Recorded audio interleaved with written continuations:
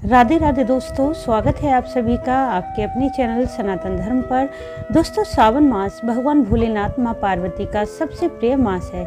इस मास में बहुत से भक्तजन पूरे सावन माह या फिर केवल सावन के सोमवार के व्रत करते हैं और कुछ भक्त सावन में किसी न किसी नियम का संकल्प करते हैं, जैसे पूरे सावन माह दीपदान करना, शिव पुराण का पाठ करना या फिर पूरे मास किसी मंत्र का जाप करना, अर्थात अपनी श्रद्धा और सामर्थ्य के अनुसार भगवान शिव की पूजा आराधना करने के लिए अपनी इच्छा अनुसार संकल्प करते हैं। तो इन सभी व्रत का नियमों का उद्यापन अर्थात विराम देना इनको आवश्यक होता है। शास्त्रों के अनुसार उद्यापन करने से हमारे व्रत पूजन को पूर्णता प्राप्त होती है और यदि पिछले व्रत में पूजन में कोई भी गलती हुई हो या किसी कारणवश कोई व्रत छूट जाता है, तब उद्यापन के दिन इन सभी गलतियों की हम अपने इष्ट देव से क्षमा प्रार्थना करते हैं। उद्यापन को विधि पूर्वक श्रद्धा भाव से कर लेते हैं तो हमारे भगवान उन सभी जाने अनजाने गलतियों को क्षमा कर देते हैं और हमारी कामना को पूर्ण करते हैं। तो बिना उद्यापन करे हमारा व्रत पूजा पाठ संकल्प का फल निष्फल हो जाता है, इसलिए उद्यापन करना अति आवश्यक होता है।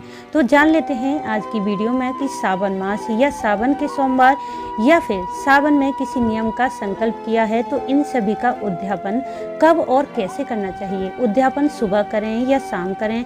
उद्यापन के दिन किन वस्तुओं का दान जरूरी होता है। इस दिन भोलेनाथ का पूजन कैसे करें, कौन सी विशेष वस्तुएं अर्पित करें, किस वस्तु का भोग लगाएं, हवन कैसे करें, उद्यापन घर पर करना चाहिए या मंदिर में, उद्यापन के दिन कैसा भोजन ग्रहण करें। इन सभी बातों की जानकारी के लिए वीडियो को पूरा जरूर देखें। वीडियो अच्छा लगे तो इसे लाइक करें, साथ ही वीडियो को शेयर भी कर दें। यदि आप चैनल पर पहली बार आए हैं तो चैनल को सब्सक्राइब करना ना भूलें, बेल बटन को भी प्रेस कर दें जिससे नई वीडियो का नोटिफिकेशन सबसे पहले आपको मिल जाए। दोस्तों, सबसे पहले जान लेते हैं सावन मास या सावन के सोमवार का उद्यापन कब करें। यदि आपने पूरे सावन मास का व्रत किया है या फिर सावन के सोमवार के ही व्रत रखे हैं या किसी नियम का पूरे सावन मास पालन किया है तो इन सभी का उद्यापन सावन के अंतिम सोमवार में या सावन की चतुर्दशी या फिर सावन पूर्णिमा के दिन करना चाहिए। इस बार तो सावन का अंतिम सोमवार 19 अगस्त को पड़ रहा है। इस दिन पूर्णिमा तिथि भी है, तो आप चाहें तो 18 अगस्त दिन रविवार को चतुर्दशी तिथि में या फिर 19 अगस्त सोमवार पूर्णिमा तिथि में अपने सावन मास का, सावन के सोमवार का या सावन में लिए गए किसी भी नियम का उद्यापन कर सकते हैं। यह आपकी श्रद्धा सामर्थ्य पर निर्भर है। जिस दिन भी आप उद्यापन करें उस दिन संभव हो तो किसी पंडित को बुलाकर उद्यापन के सभी कार्य, पूजन, हवन इत्यादि उन्हीं से करवा लें, जिससे ना तो पूजन में कोई गलती होगी ना ही मंत्रोच्चारण में होगी। साथ ही उन्हें भोजन करवाकर दान दक्षिणा जरूर दें। यदि आप ब्राह्मण को वस्त्र देते हैं तो वह जोड़े सहित दें, अर्थात ब्राह्मण और ब्राह्मणी को, क्योंकि उद्यापन के दिन ब्राह्मण दंपति को किया गया दान मां पार्वती भगवान शिव का स्वरूप मानकर किया जाता है। इसलिए जोड़े सहित वस्त्र और सुहाग की सामग्री अवश्य दान देनी चाहिए। परंतु यदि किसी कारणवश ब्राह्मण नहीं मिल पाते हैं तो आप स्वयं भी विधि पूर्वक उद्यापन कर सकते हैं।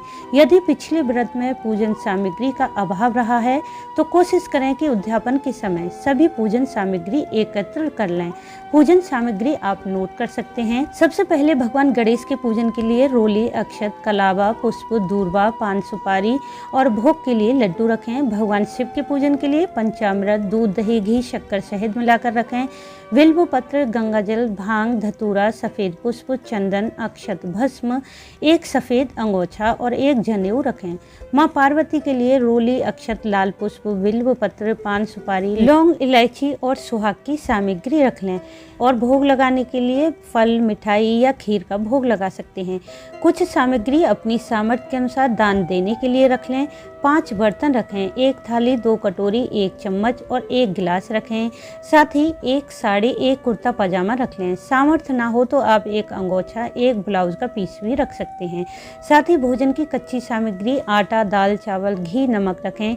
यह सामग्री आप मंदिर में दान कर सकते हैं या ब्राह्मण बुलाए हैं तो उन्हें भी दे दें। इसके अलावा यदि आपने सावन मास में नित्य प्रति किसी नियम का संकल्प किया है तो उसको विश्राम अर्थात उसका उद्यापन इसी दिन करें। मान लीजिए आपने नित्य प्रति दीपदान करने का संकल्प किया है तो उद्यापन के दिन मंदिर में एक दिया, घी, रुई की बत्ती का दान कर दें। ध्यान रखें कि मिट्टी का दिया न लें, किसी धातु का दिया ले लें। लें।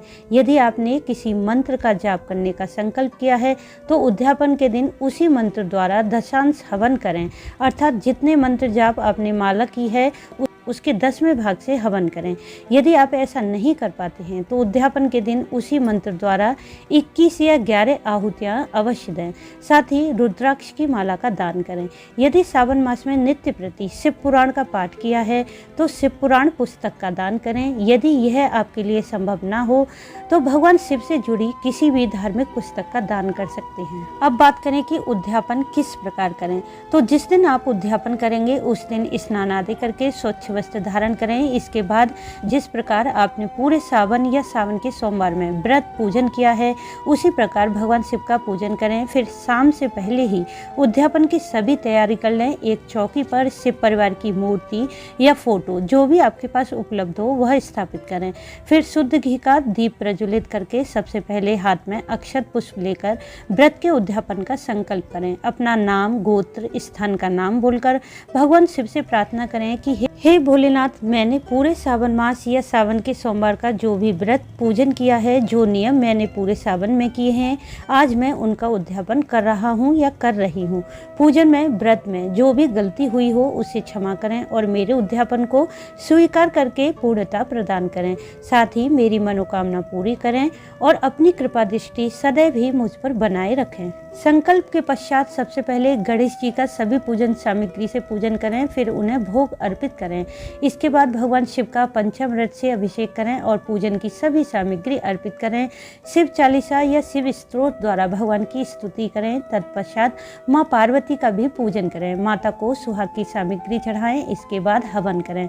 हवन सामग्री में घी, तिल, जौ मिलाकर उपले पर 11, 21 या 51 या 108 बार शिव जी के मंत्र द्वारा आहुति दें, या फिर आपने जिस मंत्र का भी पूरे सावन मास जप किया है उस मंत्र द्वारा भी आहुति दे सकते हैं। हवन के पश्चात भगवान शिव, माँ पार्वती की आरती करें और जो भोजन आपने बनाया है उसका भोग भोलेनाथ, माँ पार्वती को लगा दें। इसके बाद जो भी ब्राह्मण दंपति को आपने भोजन पर बुलाया है उन्हें भोजन करवाएं और दान दक्षिणा दें। और यदि आपने स्वयं उद्यापन किया है तो दान की जो भी सामग्री है वह दूसरे दिन मंदिर में किसी ब्राह्मण को दे दें। जिस प्रकार पिछले व्रत में आपने भोजन ग्रहण किया था उद्यापन के बाद उसी प्रकार आपको भोजन करना है। यदि आपने पिछले व्रत में मीठा या नमकीन भोजन किया है तो उस प्रकार आप अन्न का ग्रहण करें। और यदि आपने पिछले व्रतों में फलाहार ग्रहण किया है तो आपको उद्यापन के दिन भी फलाहार ही ग्रहण करना है, भोजन दूसरे दिन करना है। साथ ही उद्यापन पूर्ण करने के बाद भगवान शिव, माँ पार्वती से पिछले व्रतों में, पूजा पाठ में और उद्यापन के दिन पूजन, हवन इत्यादि में जाने अनजाने हुए गलतियों की क्षमा प्रार्थना जरूर कर लें।